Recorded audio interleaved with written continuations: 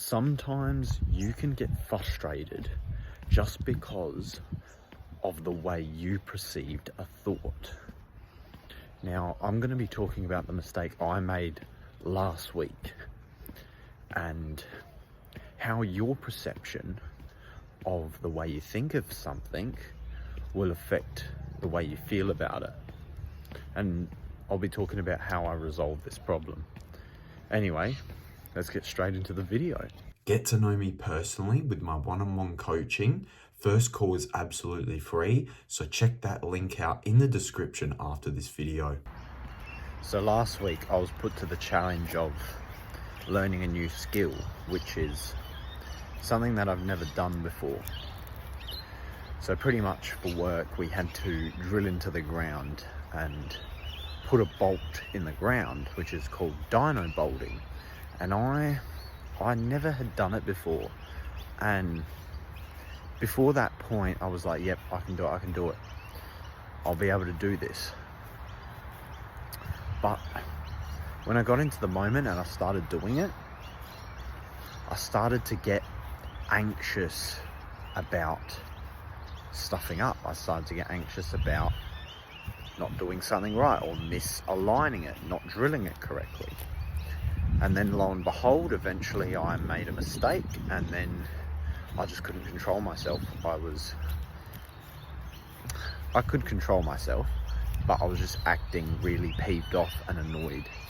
And my boss could feel that, and he could feel my stressful energy that I was bringing. But then he told me to calm down, and then after that I just moved forward and stopped worrying about it, and then believed, yep, I can do this. I just got to stop being anxious about it and move on to the next one if I make a mistake on that one and I can't resolve it. So on Tuesday, which it was the next day from when I got really peeved off, we ended up doing a 7-hour shift, just doing that, just doing the drilling and the bolting. And not once I got annoyed, not once I got peeved off, because of the way I changed my perspective on what I was doing. And it's really difficult to make that shift, but because of so much time and effort put into how can I resolve this problem over a 2-year period with me being anxious, I finally resolved this problem. And I believe it all comes down to self-awareness, because when I was peeved off, when I was anxious, when I was worried, I wasn't self-aware and I wasn't thinking about, well, what's logical in this situation.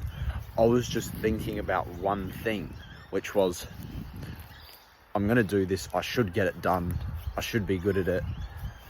And then when I made the mistake, well, then I was annoyed because it was like, I just wanted to do it right. I just wanted to get it right. And I thought I had improved enough to be able to get it right. But it was just because I needed a bit of extra time to understand what I was doing. Then bang, I was on like a light switch, and then I knew what I was doing. So this is where you need to find a way of somehow trying to not fixate on one point, because that's where a lot of frustration can stem from. If you're fixated on just one point in your own head, one-liners. But at the end of the day, that's what set me back. Just being fixated on that one point and not looking beyond that, not looking past it, not looking at everything, all the other factors around it. It's like I was blinded to all those other things. And that's something I never realized about what I do. And now I realize I do it. And this is where the growth, true growth, comes from. When you realize that you're doing something and you don't even realize it. And now I've realized it. Now I've figured it out. And it's like, oh, wow. Now next time something happens, something similar, I'll be able to have the self-awareness to be able to say, no, hold on, what's the logical things around that? What am I not seeing? To be able to not get annoyed and not get pissed off. So I would say the one thing you can do, because you might be thinking, Jaden, I can't do that. I don't know how to do that. I'll give you maybe one thing you could do right now to be able to be more self-aware. And that's write down how you're feeling, how you're thinking. What are you thinking in this moment? What do you not want to tell other people that maybe you could only tell yourself? Write it down and then throw it away. Don't let anyone see it. Because self-awareness is the first way to understand what you're really thinking. And there will always be something that you're not self-aware about. There will always be something. There will always be something to learn about yourself. There's always something new. And that's what's so fun about going down this rabbit hole of self-improvement and trying to improve yourself. You're always constantly looking for what is next. What is something that I don't realize I'm doing? What's something that I don't even know about myself, that maybe others don't even know, that is really hard to pick up on. So one video that will help with how you may be able to resolve this problem is my routines video. So it's about 2 videos below this one. And it's about routines. I'm not going to go fully into depth with it. But if you can get into the routine of thinking of positive thoughts, if you can figure out a way how you can automatically think of positive thoughts, well, guess what? You're more likely to resolve these issues. You're more likely to think of it in a different way instead of being locked into the negativity and the negative thoughts. But go watch that full video to see that full explanation on how, you turn your negative thoughts to positive thoughts automatically.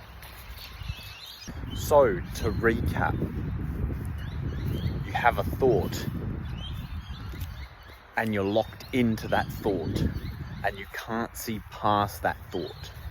We need to train your brain to look past that thought, get rid of the haze and see what else is behind it, what else is going on externally and internally. Then number 2 is what you could start doing today. Try to become more self-aware. Try figuring out how you can become more self-aware. Write down things on paper, how you feel, how you're thinking, how you feel in this moment now. And be honest. Think of it like no one's ever going to see that is a bee. That is a bee. Bruv.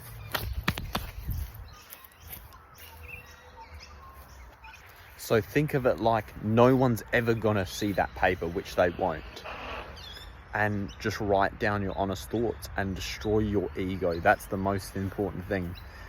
The first way to improve yourself is destroying your ego. That's what I found. All the things you feel like, nah, I don't need this, I don't need that, I don't, blah, blah, blah. You just block everything away because you're so egotistical. You've got to stop that and just know, I need help. I do need help. I do need to find another way of bettering myself. So anyway, that's it for this video. Like and subscribe for more educational content about autism and how to be a more independent young man on the autism spectrum. Anyway, thank you for listening.